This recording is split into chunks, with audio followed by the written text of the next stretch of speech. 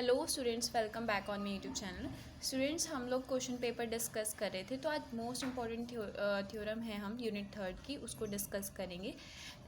वो जो थ्योरम है उसका नेम है, क्वेश्चन किस टाइप से आएगा वो, स्टेट एंड प्रूफ फ्यूबनी थ्योरम। आपने फ्यूबनी थ्योरम की स्टेटमेंट भी लिखनी है और उसको प्रूफ भी करना है। ठीक है, चलिए करते हैं। सबसे पहले हमको स्टेटमेंट पता होना चाहिए। स्टेटमेंट क्या है बच्चे? ये मोस्ट इंपॉर्टेंट थ्योरम है, ये हर बार आती है पेपर में। 2022 में भी इवन आ रखी है। कभी कभार तो वो स्टेट एंड प्रूफ दे देते हैं और कभी कभार वो स्टेटमेंट दे देते हैं, आपको प्रूफ करना होता है। ठीक है, तो चलिए स्टेटमेंट क्या है इसकी बच्चे।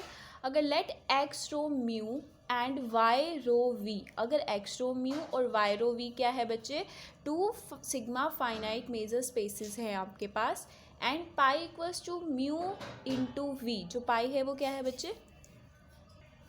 हाँ जी बच्चे, जो पाई है वो आपके पास म्यू इंटू वी है। If H is integrable with respect to pi, अगर एच इंटीग्रेबल है with respect to pi, then both iterated integral of H exist. तो दोनों के दोनों जो आइट्रेटेड इंटीग्रल है वो बच्चे क्या करेंगे? एग्जिस्ट करेंगे।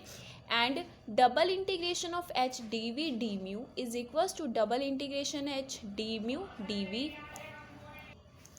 Equals to integration H D pi. कि क्या अगर आपके पास एक्स रो म्यू और वाई रो वी, कोई आपके पास two sigma finite measure spaces हैं और आपके पास पाई जो है वो म्यू इंटू वी है, और आपके पास कोई एक एच इंटीग्रल एग्जिस्ट कर रहा है जो क्या है? इंटीग्रल है विद रिस्पेक्ट टू पाई। तो दोनों के दोनों जो आपके आइट्रेटेड इंटीग्रल ऑफ एच है वो क्या करेंगे? एग्जिस्ट करेंगे। हाँ जी बच्चे जी, तो आपके दोनों के दोनों जो आइट्रेटेड इंटीग्रल हैं वो एग्जिस्ट करेंगे। And double integration H D we D mu किसके इक्वल होगा बच्चे? Double integration H D mu D V which is equals to integration H D pi. ठीक है, ये आपकी स्टेटमेंट है। अब हम प्रूफ करेंगे, आप ध्यान से देखना इसको कैसे प्रूफ करना है, बहुत ईजी प्रूफ है इसका। ठीक है, चलिए करते हैं। वो क्या कह रहा है? Firstly we suppose we assume कि क्या जो एच है हमारा वो पॉजिटिव है। एच हमारा क्या है? पॉजिटिव है।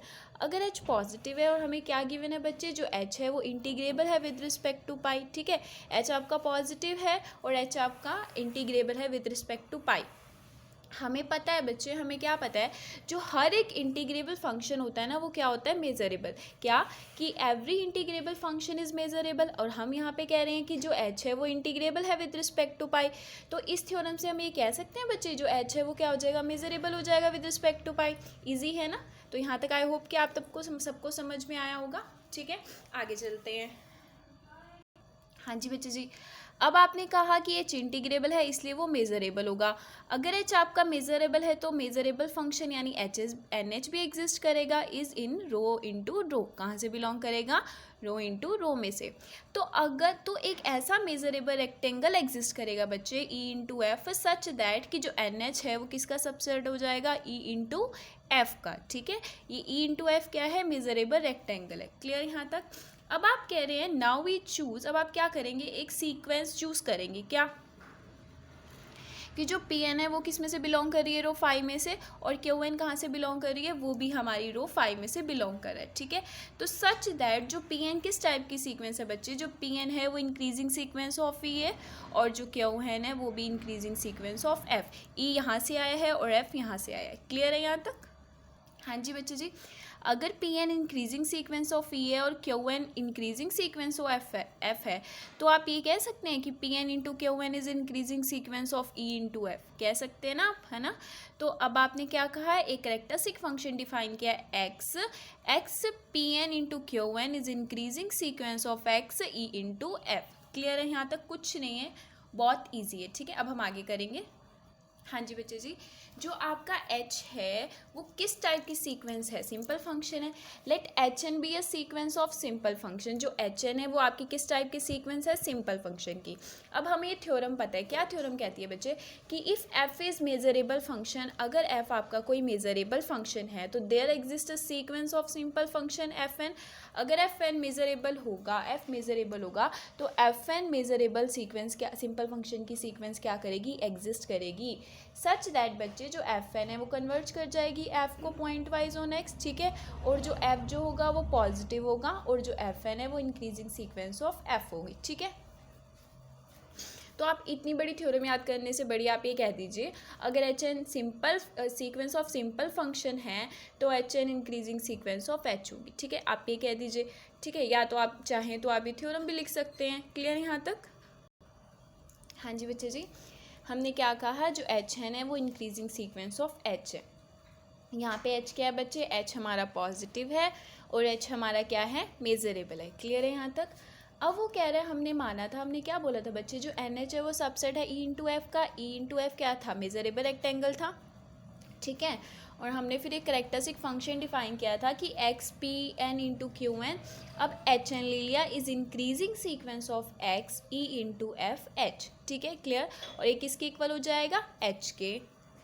हाँ जी, तो यहाँ से क्लियर कि अगर एन एच सबसेट है ई इंटू एफ का और हमने कैरेक्टरिस्टिक फंक्शन डिफाइन किया था x p N into Q n, H n ले लें तो वो इंक्रीजिंग सीक्वेंस हो जाएगा बच्चे x e into f h which is equals to h. तो यहाँ तक हम सबको समझ में आ गया, आई होप।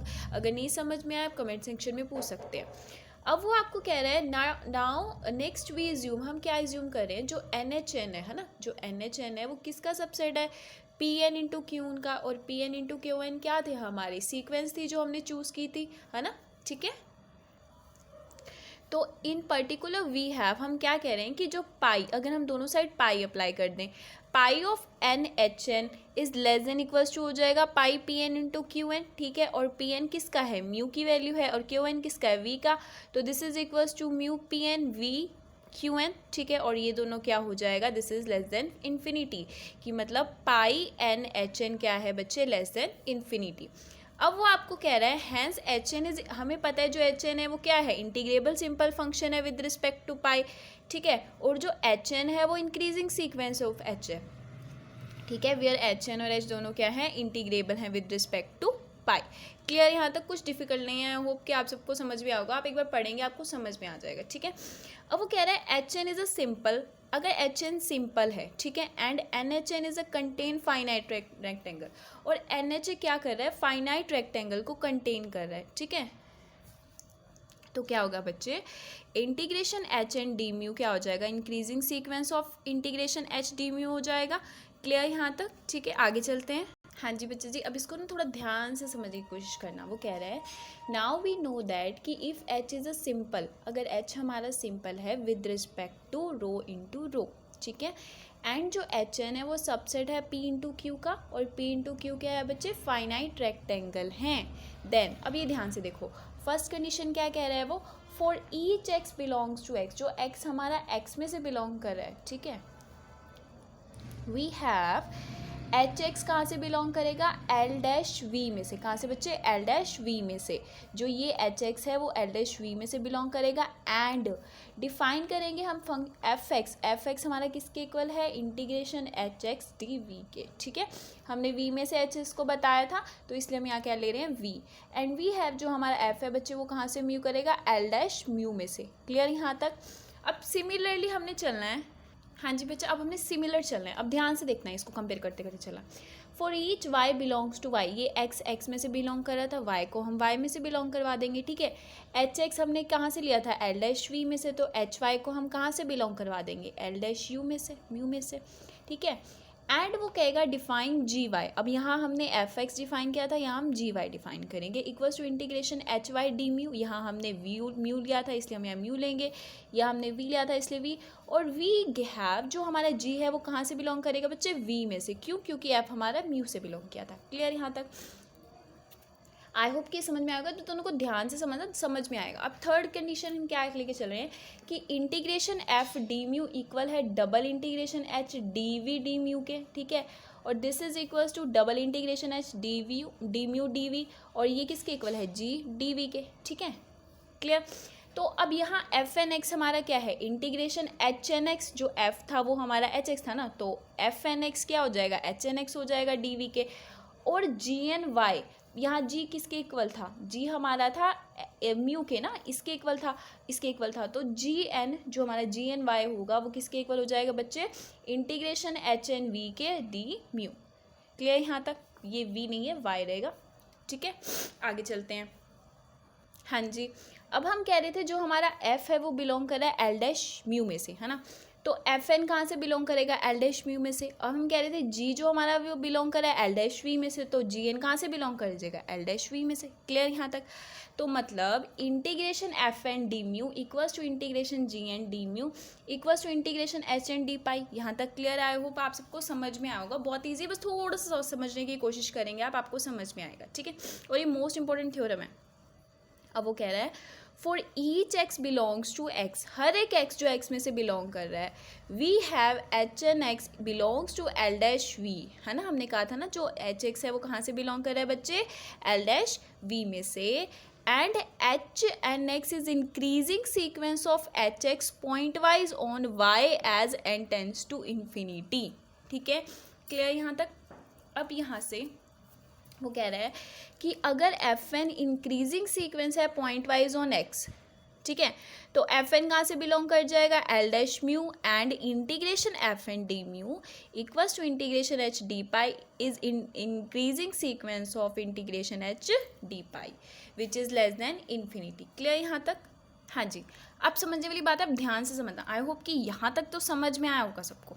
अब वो कह रहे हैं now by monotonic convergence theorem. Monotonic convergence theorem से क्या कह रहे हैं, फोर म्यू के लिए कि अगर there exist p belongs to l dash mu, p आपका कहाँ से बिलोंग कर रहा है, एल डैश म्यू में से, सच दैट जो एफ एन है वो इंक्रीजिंग सीक्वेंस ऑफ एफ है ऑलमोस्ट एवरीवेयर म्यू। ठीक है, ये याद कर लो, चाहे इसको याद कर लो, जो मर्जी कर लो, पर ये इसका यूज़ है, मोस्ट इंपॉर्टेंट है, ये आगे भी यूज़ होगा, फिर आपको समझ में आ जाएगा इजीली। ठीक है, मतलब आप ये याद ही कर लो कि कन्वर्जेंस, मोनोटोनिक कन्वर्जेंस थ्योरम क्या कह रही है फॉर म्यू के लिए कि पी आपका कहाँ से बिलोंग कर रहा है, एल डैश म्यू में से। ठीक है बच्चे, सच दैट जो एफ एन है वो इंक्रीजिंग, हमने पी को तो इससे ही बताया था ना, जो एफ एक्स है वो इसमें ही है, वी में ही बता रहे हैं, म्यू में है ना, तो यहाँ से ही लिया।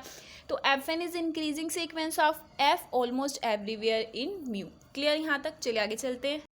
हाँ जी, अगर वो कंडीशन फॉलो करेगी then integration F D mu equals to least upper bound integration F N D mu. ठीक है, एफ जो है वो least upper bound integration F N D mu के, और this is equals to least upper bound of integration H N D mu equals to integration H D pi. तो मतलब यहाँ से आप क्या कह सकते हैं बच्चे कि इंटीग्रेशन एफ डी म्यू है वो किसके इक्वल है, इंटीग्रेशन एच डी पाई के।